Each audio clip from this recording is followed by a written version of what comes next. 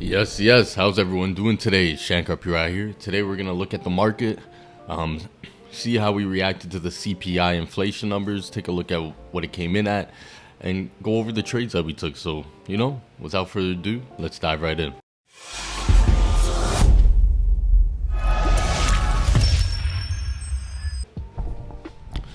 All right, guys. So here we are at forexfactory.com, and we have the CPI numbers year over year came in lower. 0.8 lower than what is expected. So, I knew CPI was coming out. However, I actually wasn't paying attention to what the number came in at. So what we'll do is we'll take a look at this gold trade here. I took a couple. So this was the last gold trade I took. So I took a short on gold. Reason for this trade, as you can see here, this candle right here dropped down a lot below the resistance, the support, creating a resistance. And let me just highlight that. Dropped down a lot. But also, when the candle drops down like that, you kind of create an imbalance. Well, not kind of. You create an imbalance of the market. So what we were looking for, and you can see we have supports here as well. So this was support that we also saw. What we're looking for is a price to at least come back to this level before we take a short. And the reason why we wait for that at least is because the price normally always comes back up to fill this imbalance right here. So what we did was, so you guys can see that. So you can see the candle came up to fill this, and then we went on to smaller time frames. Oops. Oh no. Cancel. Went on to the 1 minute time frame here. After we saw that was getting filled, and we just entered a short right here on this 1 minute candle. So we entered that short, saw the breakdown, and then took profits here. Now, the reason for taking profits here is if we look on the 15 minute, we have a support area right around here. All right, we have some support, some wicks all around here. So I just took my profit before that. Now, how you could have really capitalized on this trade is the CPI data that comes in is normally, whenever CPI comes below what is expected and below what the previous is, that is a better sign for the economy. So, which, will push the price of gold down, because gold is a risk off asset. So people flood into gold whenever there's a panic or a problem. So, had I actually paid attention to the numbers when it was coming out, I didn't have my Bloomberg on at the time. I was just looking at the price action. Had I realized that, I may have kept the trade a bit longer and had more conviction on holding, because normally if it's bad news, CPI, depending on the news, because it came in lower, which is good for the economy, gold will tend to push down if CPI comes in very good, right? So, okay, so let's go to, we took a trade on GU. So we took this trade on GU today as well. So what you can see here, we took this trade right here on the 5 minute time frame. We have a demand zone, and it's a high probability demand zone. Let me just take off the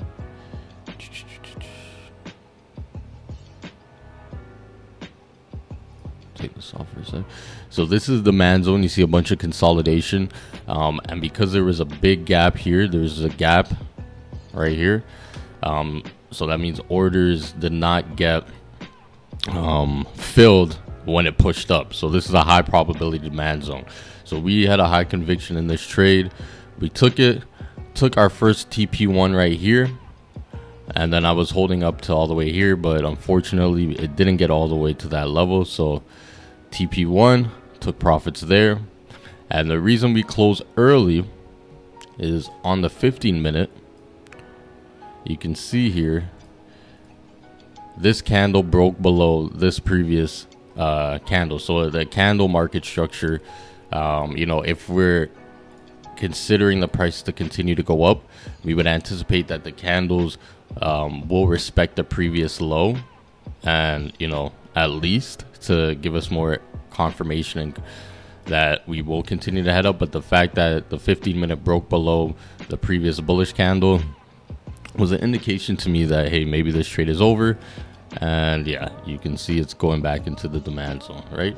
So those are the two trades. We also took a gold trade. Did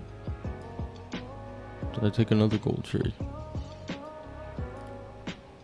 Thought I took another gold trade. Let me just check my trader here.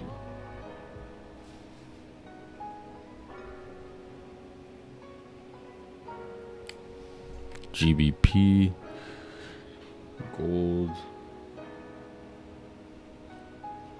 Oh yeah, I took a buy on gold.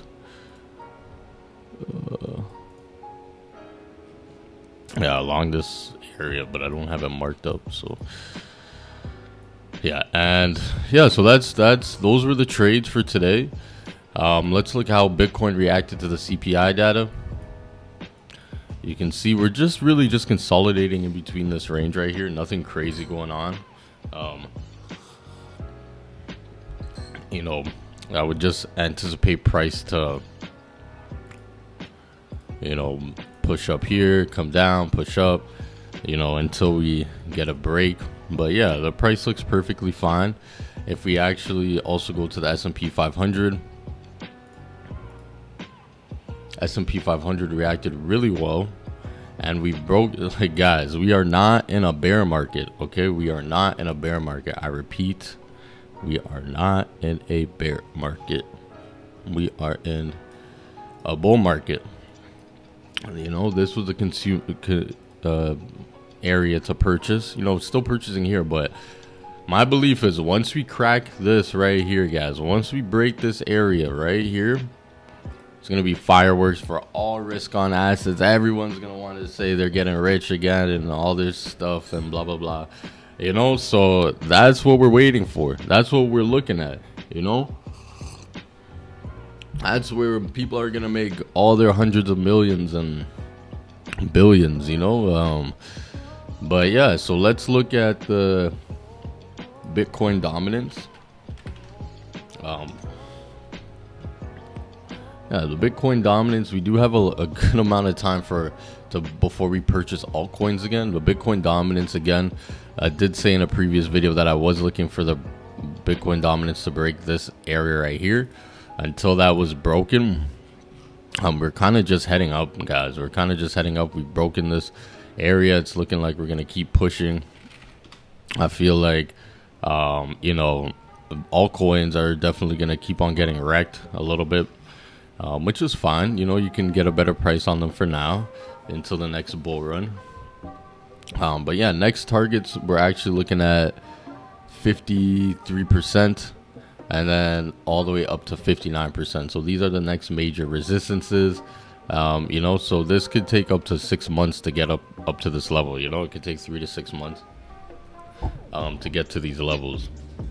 Okay, so just keep that in mind. Understand that, you know, we do have some time. If we look at the total three, total three is, looks like it's getting, yeah, it's rolled over. You know, we were anticipating, and I still have this drawing here, is the, you know, just consolidation before we head up. And we have this trend line here.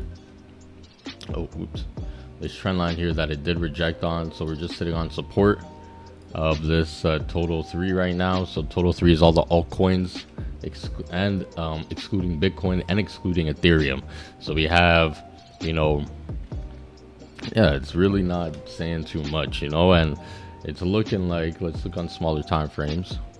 Yeah, it's looking like we're heading, I mean, we're making higher, oops. Yeah, let's look on the 15-minute. Let's see what's going on. Let me see what the RSI is. Oop. RSI.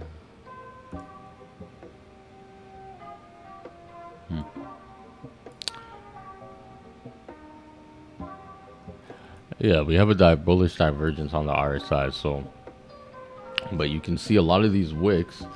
Now let me draw this a bit better, actually. Let me see. Okay, I understand. So this is actually the 2017. Oh wow, look at that. It's got that blue there. This is the 2018, 2017 high. So right now we're just right at that 2017, 2018 high right now. So we do have some time, guys. Don't stress about it.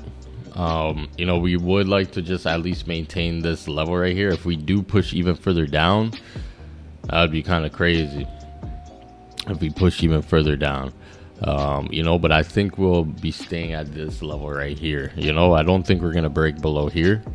If we did, that'd be pretty interesting, but I don't see a high probability of that happening, just because this is a 2017 low, a high,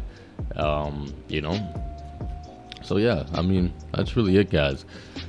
Not too much has changed in the market. It's accumulation, DCA, altcoins. I don't see them performing extremely well. Right now we do have some coins that have gone crazy, but for the most part, we aren't expecting altcoins to go insane. I'm at least anticipating the price to get above here on the S&P 500 before we can assume that everything is going to start skyrocketing. So that's what I would anticipate. And let's see what happens. Guys. It's pretty straightforward analysis. One thing I've learned is keep it simple. Most things are nonsense anyways. And you don't have to be right all the time. You just have to keep your risk management in check. All right, so that's all for today, guys. Enjoy your day. I hope you like watching. This provided value. If there's any specific coin you'd like me to look at, just put it down in the comments and I could take a look at it, see what my outlook is on it. You can do a tokenomics on it, a review, just so you guys can get an understanding on how you can kind of look at these altcoins and decide which ones you want to get into, because there's over 20,000 altcoins in the market, but realistically, at least 15,000 of them you don't want to be in. So there's a lot of process and elimination based on just me watching these cycles and how these coins move, and there's certain criteria that can enhance your probabilities in getting into better coins.